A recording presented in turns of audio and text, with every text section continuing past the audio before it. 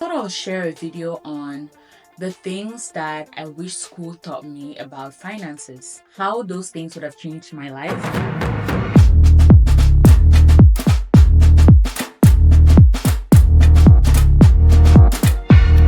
Hello everyone, I'm Brenda Myrtle, and here on my channel I drop videos every week helping you pursue entrepreneurship and self-development, the personal growth to maximize and diversify your income earning potential for a self-sustaining and a fully balanced life. As always, I will leave timestamps in the description below. The first one is income doesn't necessarily equal wealth. Just because you have a high income does not mean you're wealthy. Building wealth is about how much you save, how much you invest, and how much you're able to multiply what you actually make. And it's not just about what you earn.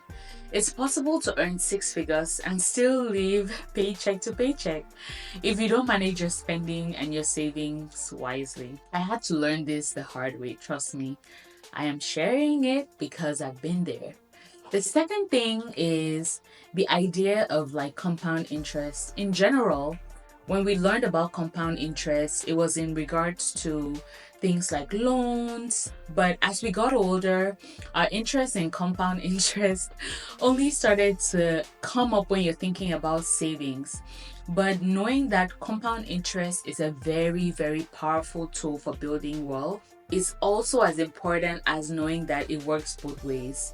You can either grow your investments exponentially over time with compound interest, or you can grow your debt exponentially over time if you don't pay your debt off quickly. So understanding that compound interest works both ways and putting that into a more practical part of my life, I feel like would have made a difference for me. Just me. Is you too? Are we clicking? Okay. So understanding that it works for both debt and investment can be life-changing, and that's what I missed. What am I saying? The longer you keep debt, the compound interest you expect to experience in your savings is the same interest you will experience in your debt. So keeping debt for long, and sometimes people are like, I'm not gonna pay Uncle Sam. I'm not they can wait for me, or I'm not gonna pay that debt, it can wait. Well, it's not just waiting and sitting pretty, it's compounding, okay? So make sure you apply compound interest to both sides equally. The third one is, can we just talk about the fact that budgeting was not a main topic in school when it came to finances? Like, we learned about income statement, your balance sheet, the cash flow statement. I know it's sounding like I'm an accountant. Yeah, but like we learned about those statements and how to manage money within an organization. But if somebody had talked to us about budgeting in a positive way, I feel like it would have been different for me in my life. So knowing that budgeting is not something to restrict you, but it's something to set you free, something to liberate you. That's the third thing that I wish I had learned. Because many of us, when we learned about the concept of budgeting, is at a time when we're already making money and we're trying to manage our money in a better way, and it feels like budgeting is limiting, but actually it's the opposite. So having a budget helps you tell your money where you want it to go instead of wondering where it went at the end of the month. We're coming into the months of holidays, December, and I'm sure everybody here knows the feeling you get when January rolls along and like you're like, I have nothing to show for it. Like literally, you have no money left. That's exactly what I mean by trying to figure out where your money went. Your money didn't just disappear out of the blue. It went somewhere. So budgeting allows you to actually give your money a place to go before it finds its way on vacation, okay? And it gives you freedom to prioritize what matters most. Like if you're saving for a vacation or you're thinking of investing in the future.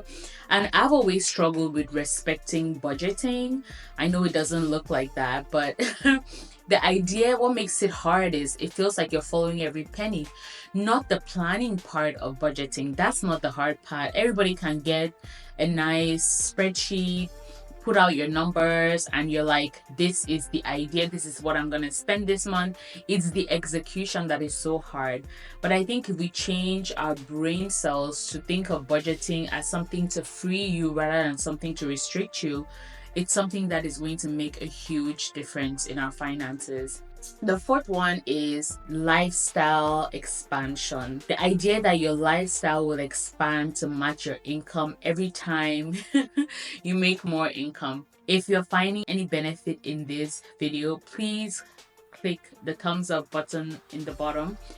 Please give this video a like. Your support goes a long way to support my channel. As you can see, I'm just starting out, so all your support matters. The idea that your lifestyle will expand to match your income, that is always going to happen. As human beings, when we earn a certain amount of money, we're looking forward to the day that we're going to earn more.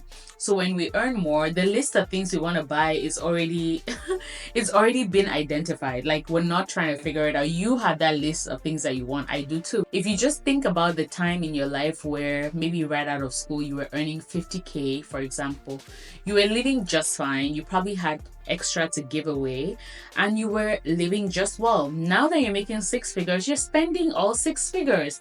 Why? Because your life is expanding. This is called, they termed it, I don't know if it's Urban Dictionary or it's Merriam-Webster, but it's termed lifestyle inflation. And what it is as your income grows, it's tempting to spend more on bigger houses, nicer cars, and expensive hobbies. But if you don't keep lifestyle inflation in check, you'll find that it's super hard for you to save no matter how much money you make. The natural human tendency is to spend more as you earn more. But I met a lady actually recently who told me she and her husband live on one income as though the other job or the other person's income doesn't exist. Think about that for a minute. Imagine saving a full year's salary of somebody's income, and imagine how that can change like the income of your generations to come if you can make that one saving. And yes, I'm not speaking from a higher place. I too have huge things I want to spend money on, but it's not going to be for lack of knowledge that we don't make better decisions. That's why I'm here.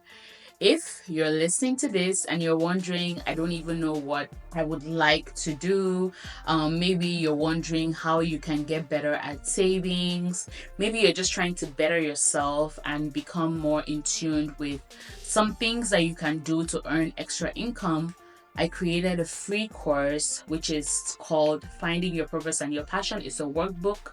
All you have to do is click the link in my bio and you can download the workbook. It's free. It's over 30 pages and it's just for you to get your mind going. The goal is at the end of the workbook, you'll be able to figure out at least 5 things that you can start to do for extra income today that are in line with your interests and your personal goals in life. The next one is, it's not about how much you make, it's about how much you keep. I know it sounds very simple and it sounds very similar to the other things that we've talked about, but people often think that making more money is going to solve their problems. But the truth is, if the money you're making today cannot do all the things you want to do, if you're not able to manage the money that you have today, adding more money on it will make a difference. It's kind of like something I always say at work. More people is not going to solve the issue if the strategy is not revised, right? So if your strategy of spending money is not revised, you're not looking for ways to make that better, then the idea of getting more money and all of a sudden the problems disappear, that's not true. It's not going to happen. Most of us spend a lot of our income on perishable buckets. What are perishable buckets? I'm talking about income that goes to things that don't compound in interest for your future. Income that goes into things that have no form of investment. And many people who earn a lot still struggle financially because they don't save or invest wisely. And not throwing stones, I just think a lot of things are tied to a generational mentality about finances, right? Like, some people are born into wealth, and because they're born into wealth, they never feel the need to manage wealth, to make sure they keep wealth, to make sure they expand wealth. Some people are born into lack. And if you're born into lack, then you have a yearning for a lot of things that you haven't had because you haven't had a chance to have wealth. So those two foundations set us up for failure, right? Because the tendency is we're going to try to compensate for the thing that we didn't have, and we're not going to appreciate the thing that we did have if we came out of a wealthy home. Again, not throwing stones, but just saying the more we educate and self develop our own minds, our own understandings, that's the only way we're going to grow. The next one is emergency funds. Knowing that emergency funds are non-negotiable is all you need to know. Case in point, the pandemic, right? Life is super unpredictable and unexpected, and expenses like medical bills, car repairs, job loss, they always happen, even when you're not expecting it, even when you couldn't have imagined that it will happen. Without an emergency fund, you will likely end up in debt or using your credit cards to cover these costs.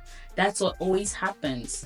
Trying to build up to 3 to 6 months worth of expenses is critical for financial stability. This is a bit of a controversial topic, this particular point, and the reason being is one thing I understand is when you look at your net worth and you look at a combination of all your sources of income and all your debt, the tendency is a lot of us are at that stage in life where either we're making big investments like you're buying houses or you're trying to pay down your student loans. So when you look at that, your net worth is still zero. So essentially, this particular point is saying you should have cash flow available for expenses, right? For emergency circumstances, I mean. What that means is you should have access to cash, because yes, you could have savings of 6,000 and you have 20,000 in debt or 20,000 in student loan. Your net worth is still 14,000 no matter how you slice it. If you have that same situation but you have no access to cash, an emergency were to hit you, then you're stuck. However, if you're in the same situation but you have access to cash, so you haven't spent all of the savings you have in paying down that debt and some of it is cash flow for your emergencies, then at least you're safe. So that's the idea, because either you do that or you end up spending the same amount of money in credit cards and you have a high interest that you're going to pay on that credit card, whereas if you had put away some cash, you're spending on that cash in an emergency without paying any interest. The next point is on credit cards. And this is just something that nobody tells people who just come into the country for the first time, and is that credit cards are tools. They are not free money. It's not free money. And what that means is you could use credit cards to your benefit in many ways, but you need to remember that it's not free money. In the real world, you quickly learn that credit cards can help you or they can hurt you. So you have to use them wisely. They can build your credit score and they can offer you rewards. And essentially, like, I would never accept a credit card without doing some research on the rewards or what the card can do for you. What do I mean? I mean, usually a lot of people get credit cards through offers, right? Like companies offer you a credit card.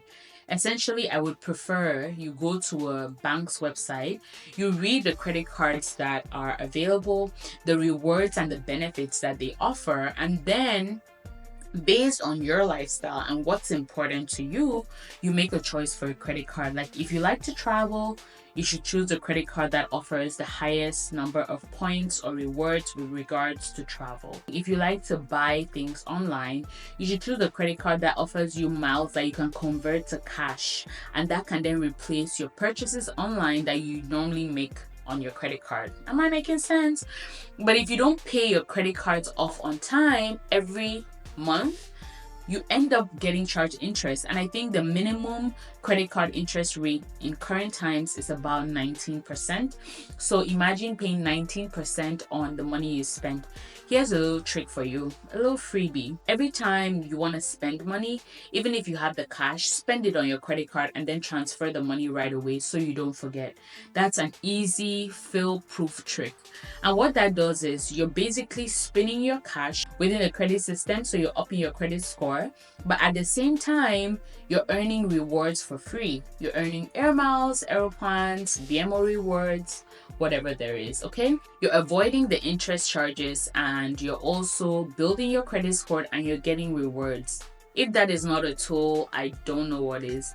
If any of these are sparking ideas for you or giving you ideas of things you can do, please like this video and subscribe to my channel. I am really hoping that this channel grows and every single like counts. I promise you that all these things I'm sharing, I wouldn't share information with you. I'm not a financial expert. I am not licensed to give financial advice, but there's nothing that I will share with you that I haven't experienced. So from my personal experience, just try these little tidbits that I'm giving you, and I hope it'll make a difference in your life, and I hope you go a long way. If you enjoyed this video, I'm gonna suggest that you watch this other video where I give you 7 questions to ask yourself before you make that purchase. 7 questions to ask yourself before you make that purchase. Save these questions in your phone, save them somewhere because you're gonna need them. I hope I see you again soon. Thank you for watching. Bye.